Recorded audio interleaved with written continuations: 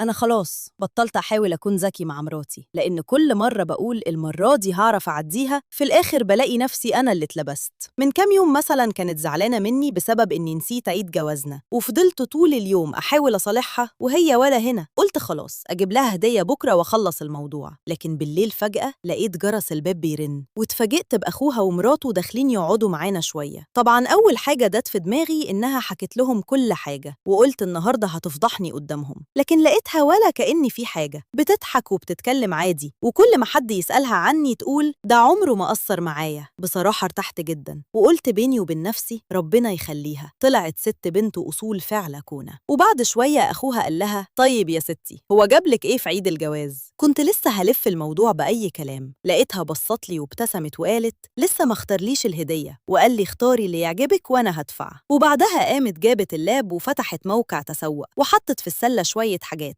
وكل شوية تقول دي حلوة ودي كمان حلوة، لحد ما بصيت على الإجمالي لقيته داخل على 12,000 جنيه. بصيت لها وهي بصت لي وقالت قدامهم يلا يا حبيبي ادفع قبل ما العروض تخلص. أخوها كان قاعد بيبتسم، وأنا كنت حاسس إن الفيزا هي اللي بتستغيث. وفي الآخر دفعت وأنا ساكت. ولما أهلها مشي وسألتها هو أنا إمتى قلتلك اختاري اللي يعجبك؟ قالت لي ما أنت كنت ناوي تصالحني بأي طريقة، وأنا اخترت الطريقة اللي تناسبني. من يومها عرفت إن أي نقاش بيني وبينها النهاية فيه معروفة من أول دقيقة.